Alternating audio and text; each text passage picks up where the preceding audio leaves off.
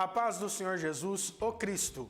Sou o evangelista Daniel Araújo e vou acompanhar você, jovem, e você também que está dando a graça da sua audiência nesse canal com a lição de número 5 do segundo trimestre de 2021, que é a lição sobre o caráter da pregação de Paulo.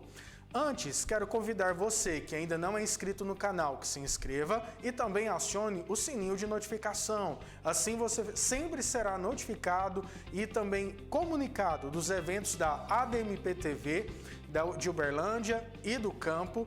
Além dos cultos e da escola dominical, há vários outros eventos que são cobertos pela transmissão da ADMP TV. E agora nós estamos na pré-aula da lição de número 5 da revista de jovens. Então, muito obrigado por sua audiência, obrigado por estar aqui nesse canal. Deixe seu like, deixe seu comentário, na medida do possível a gente responde para você. E vamos começar a lição? Deus esteja nos abençoando, ok?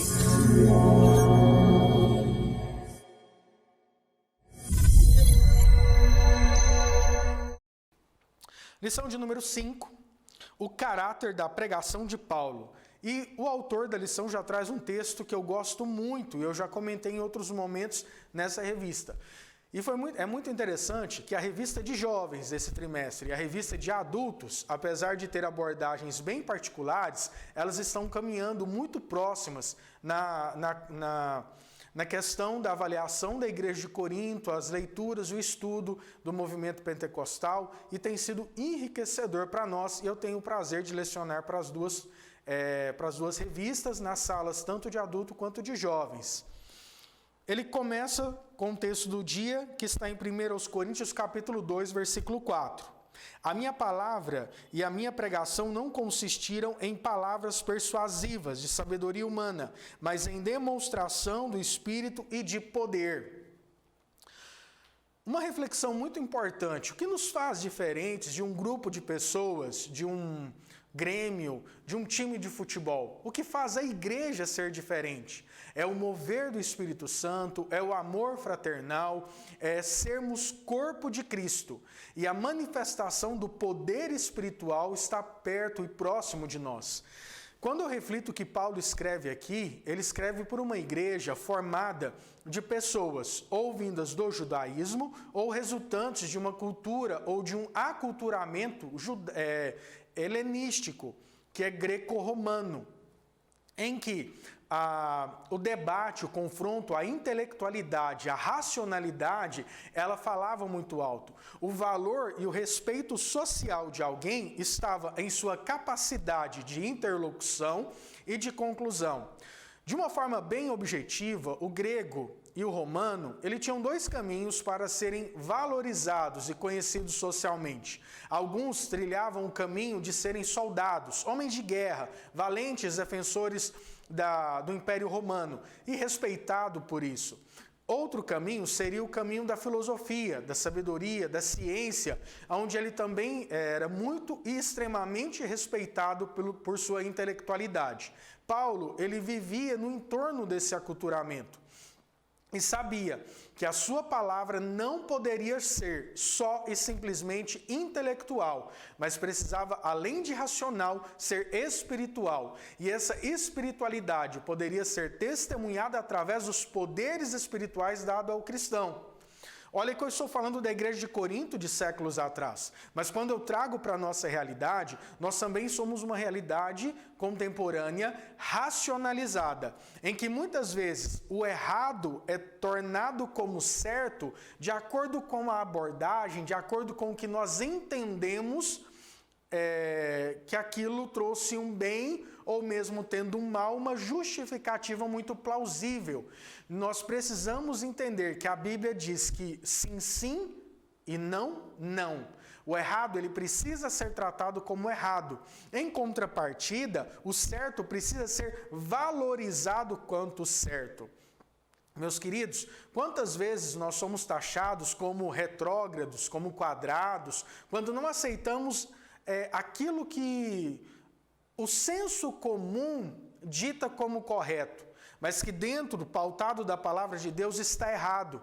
Aquelas expressões como todo mundo faz, todo mundo tem, todo mundo deixa, que muitas vezes você jovem ou você de qualquer outra idade que está acompanhando essa aula já escutou, nós precisamos entender que o todo mundo faz não significa que o cristão pode fazer. Em outro momento, Paulo vai trabalhar, tudo lhe convém, mas não é lícito. A licitude e a conveniência. Tudo você pode fazer? Sim. Mas é certo? É correto? É lícito? Então, o que nós podemos refletir já desse início é que a palavra de Deus precisa ser respeitada como norma de conduta do cristão. E não é só um enfrentamento intelectual, mas um embasamento espiritual que acontece através do poder dado à igreja.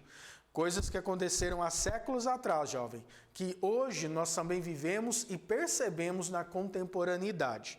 A síntese, é importante nós destacarmos, fala assim: o poder da pregação não está no conhecimento secular ou no desempenho da oratória, mas na fidelidade à mensagem do Evangelho, que pode transformar a vida de todo aquele que crê.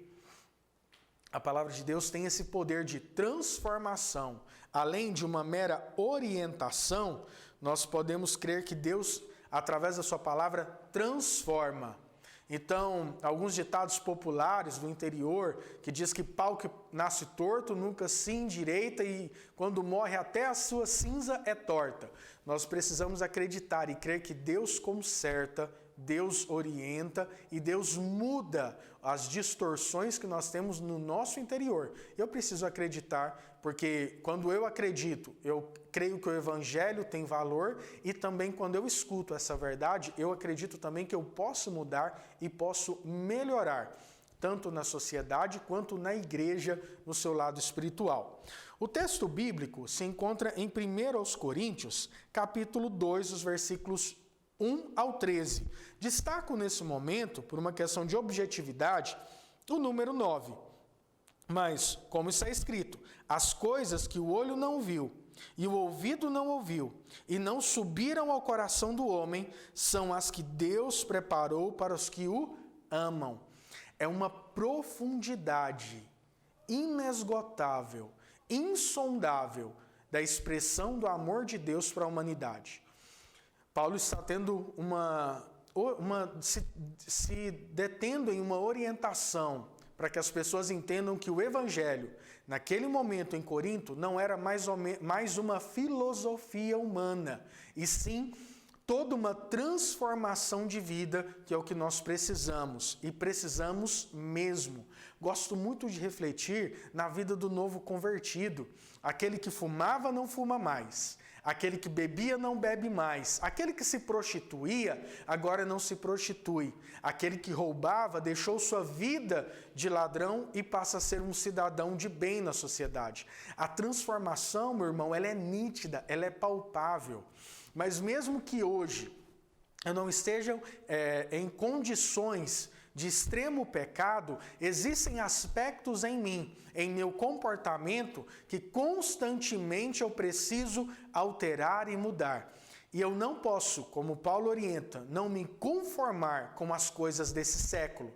Então, o jeitinho brasileiro, muitas vezes ele maquia, ele encobre um desvio de caráter, um desvio de conduta, um erro comportamental. E Paulo está tendo esse norte quando ele discute isso com a igreja de Corinto, que nós não estamos falando aqui de uma mera filosofia intelectual, mas sim é uma religião nova para aquela época que traz uma transformação espiritual e comportamental.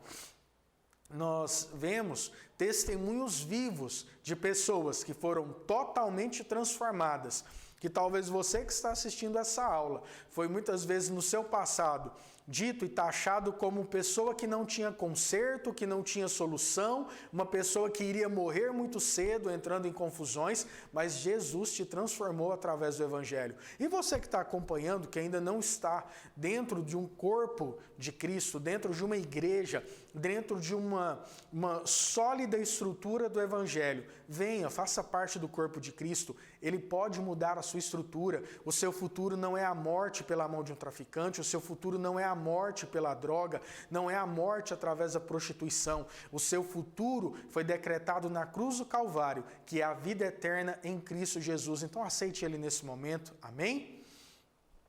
A introdução, a última parte dela, o autor nos destaca assim: constataremos que, mesmo caluniado e ofendido pelos sábios da igreja de Corinto, ele não usou suas habilidades humanas para se defender ou vangloriar, mas se ocupou em apresentar a mensagem simples e genuína do Evangelho de Cristo.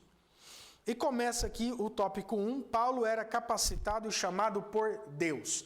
Ele vem com 3 seções. A primeira, a formação religiosa de Paulo no judaísmo, a formação educacional e ministerial de Paulo, a autoridade do apóstolo. Vou fazer uma síntese aqui para a gente trabalhar esse primeiro tópico. E é riquíssimo o que a gente vai falar aqui.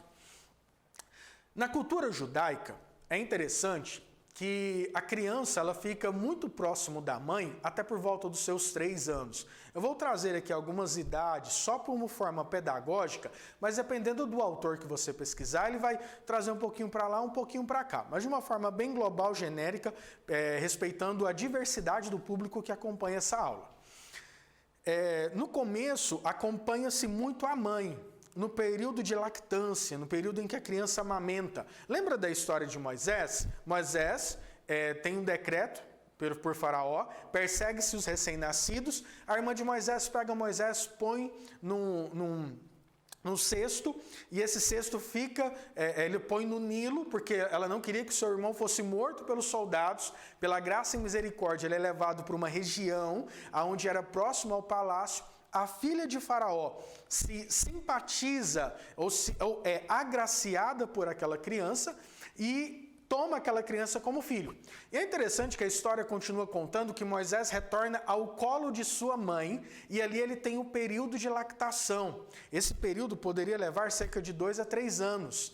E nesse primeiro momento, a mãe já começava a cantar as músicas judaicas, os salmos judaicos, a contar as histórias dos antepassados. Olha que rico, gente! Então, a criança, no seu primeiro momento de vida, no momento em que ela está com a mãe, além de se alimentar do leite materno, começar a se alimentar do alimento sólido, ela escutava a mãe contando a história do passado, ouvindo as músicas que era cantada no passado, e eu me apaixono por isso, irmãos.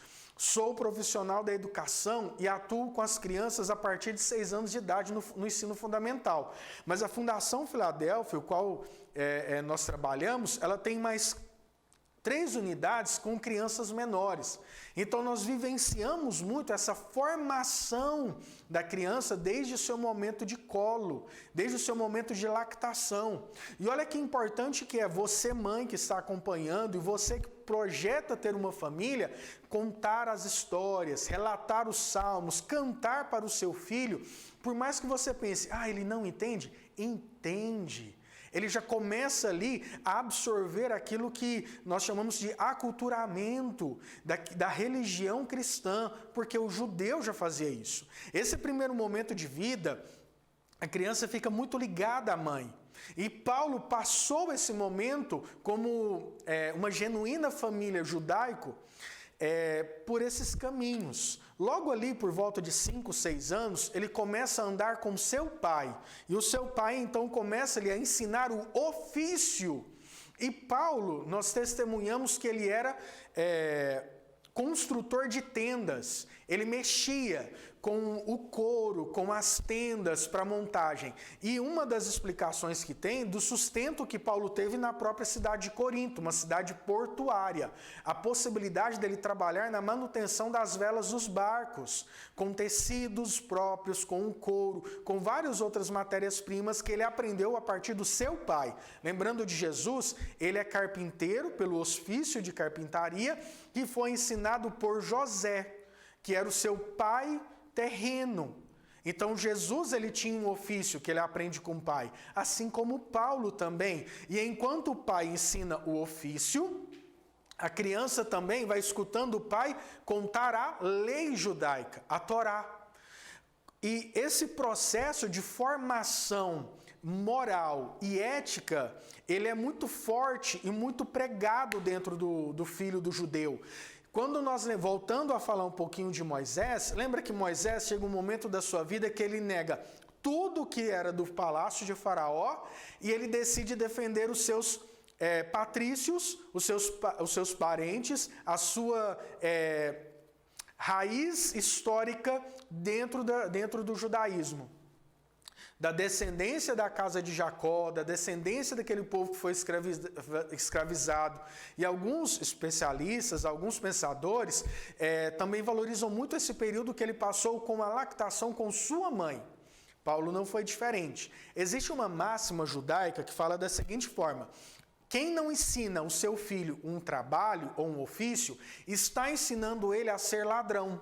Vou repetir. Quem não ensina ao seu filho um trabalho, o seu ofício, está ensinando ele a ser ladrão. Irmãos, é uma verdade muito séria para os nossos tempos. Retrata e reflete em nós e chama a atenção do relacionamento entre os representantes familiares. O pai, a mãe, os filhos. Uma pesquisa que eu tive a oportunidade de ministrar uma palestra algum tempo atrás, eu peguei uma pesquisa de 2015, 2016, aonde a taxa de divórcio, ela se encontra, enquanto a idade da criança está entre 6 e 10 anos de idade. Entre 6 e 10 anos de idade é onde a criança precisa ser mais assistida para sua formação moral. E o papel do pai e o papel da mãe, eles são distintos. Eles são particulares. Eu sei que talvez você que me atende, você que me escuta, você que me assiste, você mãe está tendo que fazer o papel de pai, porque o pai não está ali. Porque houve uma separação, uma ruptura. E você, pai, talvez está fazendo o papel de mãe, você, avô e avó, está fazendo o papel do pai e da mãe. Então é necessário conhecer a formação intelectual, moral, cívica da criança para que você mitigue ou diminua o impacto dessa situação familiar. Mas o fato é que a representação do papel do pai e do papel da mãe, ela é fundamental para a criação do filho. Daniel, mas houve um problema, não era, eu tive que separar, tinha brigas, tinha tudo. Que Deus dê sabedoria para você neste momento e eu sei que Ele dará. O que eu estou trabalhando aqui são as orientações e é uma linha de abordagem que a própria psicologia nos orienta, tá bom? Agora, cada um tem sua particularidade, seu desafio, e eu sei que Deus pode suprir na sua vida cada desafio que você passa. Voltando para Paulo. Paulo, então, ele vive período de lactação com a mãe começa a cantar, começa a orientar, e depois ele passa um período com o pai, onde ele passa a ter um ofício, e aí nós testemunhamos a partir das suas cartas que ele era construtor de tendas. Depois, quem tinha recurso, irmãos, escutem bem, quem tinha recurso por volta dos seus 11, 12 anos, era direcionado a uma escola rabínica. Paulo é direcionado a uma pessoa chamada Gamaliel, uma pessoa que era uma sumidade dentro do judaísmo naquela época. Seria alguém que fosse o mestre com doutorado, com pós-doutorado, dentro daquilo que ele tinha de domínio. Vamos voltar ao comparativo com Jesus. O que é que Jesus faz? O escândalo do ministério de Cristo, ou o grande acontecimento do ministério de Cristo, meu irmão, não era ele ter largado o ofício de construtor, de marcenaria, de carpintaria, e ter caminhado durante a terra, durante o mundo, na sua jornada, no seu tempo de caminhada aqui na terra. Então o escândalo não estava em ele chamar discípulos para que ele pudesse ensinar. O grande escândalo, agora vocês vão entender essa expressão, é que ele faz isso em um momento de vida e com pessoas em momentos de vida em que ninguém investiria naquelas pessoas. Quem tem recurso, depois dos seus 11, 12 anos de idade, ou vai para dentro de uma escola judaica para aprender a lei judaica de uma forma mais intelectualizada, ou pratica o ofício que aprende com o pai, vai ser um trabalhador. Jesus, ele não tinha uma casa, ele pregava e ensinava os seus ensinamentos debaixo do teto do céu. No monte é onde ele expunha todo o seu conhecimento. E era vasto o conhecimento dele. Aos 12 anos ele é encontrado discutindo a lei. De uma forma bem organizada na formação da pessoa judaica, isso aconteceria lá por volta dos 30 anos. Jesus consegue antecipar. Então, quando Jesus chama os seus discípulos, ele está chamando aquela pessoa que era trabalhadora, aquela pessoa que nenhum rabino de extrema importância daria valor para aquela pessoa. Jesus já faz um impacto social naquele momento. Ele já faz uma revolução social naquele momento. Ele chama aqueles homens grandes que não tinham recursos para poder bancar uma escola e fala: vem, nega sua cruz e vem. Ei, larga sua rede, te farei pescador de homens, falando a Pedro. Então, meus irmãos, Paulo, ele tinha recurso. Nós entendemos que a família era uma família que talvez fosse rica, não sei, mas que tinha certo recurso, sim. E consegue custear o estudo do seu filho aos pés de Gamaliel. Isso acontece até por volta dos 18, 19, até cerca de 20 anos de idade, aonde o judeu retorna para sua casa e ali ele pratica o ofício. Ali ele vai começar a ter uma orientação de cidadania. E depois, por volta dos 30, 32, 30, lembra de Jesus? Ele começa a ser valorizado como mestre da lei. Além de toda essa caminhada da formação religiosa judaica, da moral cívica que ele aprende com a sociedade, ele tem a oportunidade também de estudar em escolas romanas. Paulo, ele tem condições de viajar, e é onde a gente interpreta que a família de Paulo era uma família que tinha certo recurso, porque ele consegue chegar ao ponto de ter a cidadania romana.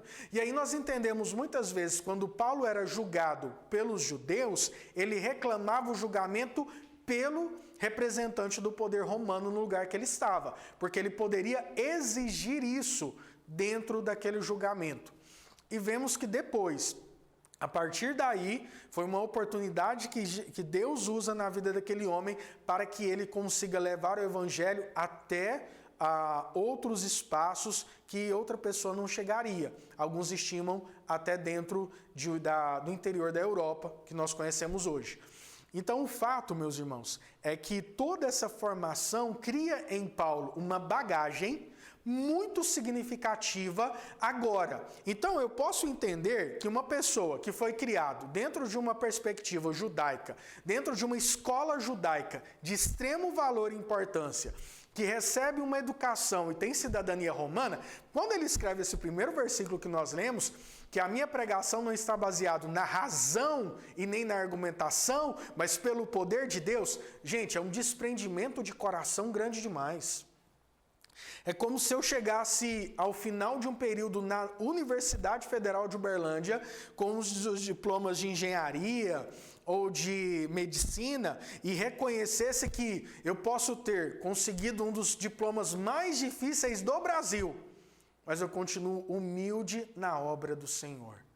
Olha que quão rico é nós entendermos todo esse contexto e lermos esse versículo agora. Porque o meu evangelho não está baseado em racionalidade, em filosofia, em conhecimento humano, judaico ou romano, mas está baseado no poder do testemunho do Espírito Santo do Senhor em minha vida. Olha que rico é esta abordagem que nós finalizamos aqui. E aí, tem na história de Paulo um caminho em Damasco, onde ele é testemunho vivo de Cristo Jesus. Aonde ele, até então, perseguidor dos cristãos, passa a viver como perseguido, ou seja, ele se humilha mais ainda. E tem uma passagem que Paulo fala: eu reduzo tudo que eu tenho a nada. E esse nada está vinculado a estrume. há fezes. Só que quando Paulo fala isso, eu consigo interpretar que se eu sou uma planta, se eu sou uma árvore e aos meus pés é lançado fezes de animal, é adubo orgânico para que eu cresça muito mais. Então Paulo não joga dentro de uma sacola tudo fora por aquilo que ele aprendeu, mas ele utiliza isso para potencializar a sua pregação ministerial, para que ele consiga crescer em espírito, se tornar uma árvore forte que dá frutos para o reino do Senhor. Meu irmão, minha irmã, jovens que estão me acompanhando, a sua bagagem secular, a sua bagagem que nós conseguimos obter no nosso dia a dia, ela soma como testemunho de vida e como sabedoria vinda do alto, para potencializar a bagagem que você tem no testemunho e na pregação do Evangelho. Valorize, busque estudar, busque ter o conhecimento, mas sabendo que acima disso existe o poder do Espírito do Senhor, que vai unir essas duas verdades, essas duas extremidades, e aí você consegue ter paz em levar o Evangelho a toda criatura. E a autoridade do apóstolo, onde termina nessa sessão, está vinculada, e eu quero destacar com vocês, ele defendia a legitimidade de seu apostolado devido aos questionamentos dos falsos mestres. Estes queriam denegrir sua imagem e sua mensagem. Por um lado, ele era criticado pelos judaizantes. Pelo outro, ele era criticado pelos cristãos. Então, ele sabia que a única sentença que ditaria ou iria orientar a sua caminhada viria do alto, viria do poder, viria pelo Senhor. Meus irmãos, aqui eu tenho várias pessoas, cristãs e talvez não cristãs, da Assembleia de Deus ou de outro ministério acompanhando essa aula. Então, essa aula ela é uma preparação e eu quero incentivar você a estudar. Trouxe aqui algumas abordagens de alguns estudiosos que um número a mais ou um número a menos, mas se não detenham a isso, se detenham ao conceito geral abordado aqui. E eu trago de uma forma bem pedagógica para que nós possamos dar continuidade, e lá se vão metade do meu tempo proposto com vocês aqui. Gente, não acredito. Tópico 2. A confiança de Paulo não estava em seu intelecto. Paulo reconhecia que a sua capacidade vinha de Deus. A última partezinha eu quero cifrar também com vocês. Ele buscava com humildade glorificar o nome do Senhor em todas as áreas da sua vida. Buscava glorificar o nome do Senhor em todas as áreas da sua vida. Paulo não usava de nenhum tipo de ostentação humana, na seção 2. E por fim, no tópico 2, a seção 3 fala: Paulo confiava na revelação do ministério da sabedoria de Deus. A última partezinha fala assim: como um sábio grego poderia aceitar isso? Um homem que foi condenado como criminoso, teve a morte mais humilhante e agora ser a expressão exata de Deus. Vou ter que falar, tá? Passam uns minutinhos aí, tenham paciência comigo, pelo amor de Deus, tá bom? Confiança de Paulo não estava em seu intelecto. Então, viu a introdução? Viu a abordagem? Ele tinha bagagem judaica, com o melhor que poderia ser do estudo judaico. Ele tinha uma bagagem greco-romana dentro de uma grande possibilidade de educação em Roma. E ele sabia que a sua força não estava na bagagem humana que ele teve, mas que essa bagagem humana serviria de orientação para o futuro, para a autoridade ministerial. Irmãos, muitas vezes nós ouvimos as pessoas falando, e tem um livro, eu esqueci o título agora, da editora CPAD, que fala sobre pastor. E é interessante que tem uma parte do livro que fala assim: se pastor fosse animal da fauna silvestre da Amazônia, ele estaria em extinção. Vou repetir. Se o pastor fosse um animal qualquer da fauna silvestre amazonense, ele estaria em extinção. Queria agora ter a possibilidade de pedir: levanta a mão quem almeja o pastorado. Levanta a mão quem almeja ser evangelista. Levanta a mão aí para mim, o que seja, o dedinho, quem almeja um ministério. Precisamos incentivar os jovens, os adolescentes, as crianças, a potencializarem a sua carreira, mas de uma forma em que ele não se distancie do ministério. De forma que ele, não saia de lado aqui, vou até sair aqui um pouquinho aqui, que saia de lado do ministério, mas que a sua vida secular, a sua formação secular possa potencializar o seu ministério. Daniel, isso não tem como. Tem sim. Nós temos médicos que podem levar a palavra do Senhor em regiões, não vou falar fora do Brasil, em regiões litorâneas, em regiões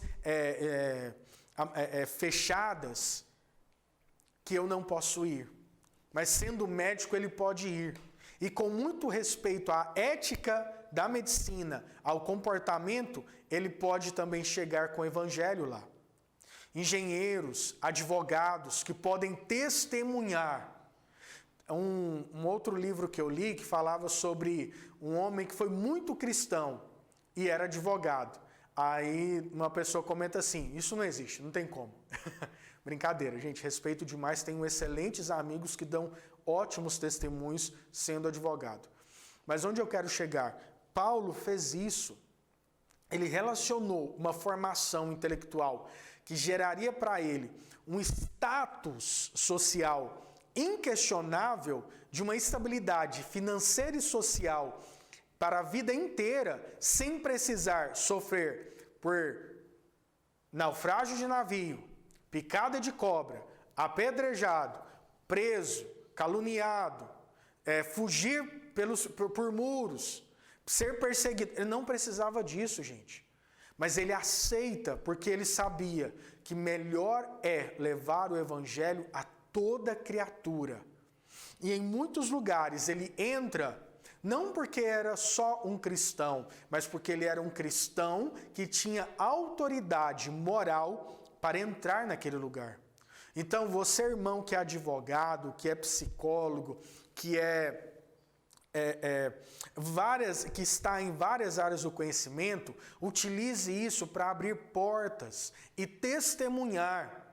Outra frase que eu gosto muito, que é o seu testemunho, ou o melhor do seu testemunho, é feito de boquinha fechada. O melhor do seu testemunho, a melhor pregação que você faz, ela é feita, boquinha fechada. Porque o testemunho do cristão transcende, o testemunho do cristão resplandece a palavra do Senhor. Então eu preciso me atentar a isso. E Paulo vive. E olha só que interessante. Uma pessoa que tem uma bagagem como Paulo teve, que eu já falei até agora, ele prefere ser adepto de uma religião em que o principal dessa religião não era rico, não era governador, ele não era dono de terras, ele não era um guerreiro, ele morreu condenado, crucificado, chicoteado, envergonhado, e nós pela fé sabemos que ele ressuscitou. Calma aí, eu não acredito que eu vou largar o judaísmo, que é centenário, que é desde Abraão, e eu não posso deixar a cultura romana, que é o expoente intelectual de toda a expressão que se possa ter na sociedade contemporânea, para seguir Jesus. E ele faz isso, irmãos. Então, muitas vezes, nós não estamos escolhendo aqui uma religião de Abraão, não estamos escolhendo aqui uma filosofia greco-romana, nós não estamos aqui escolhendo como Moisés escolheu uma religião egípcia, mas nós estamos trocando o nosso evangelho, a nossa pregação, por um trabalho, um diploma e muitas vezes uma questão de socialmente aceito.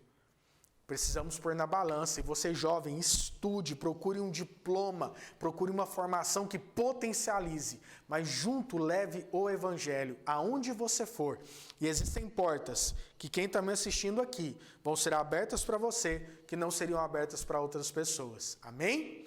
E o último tópico, tudo o que precisamos saber para recebermos a salvação. Então, Se você estava esperando ouvir isso, você vai escutar agora tudo que você precisava saber para receber a salvação.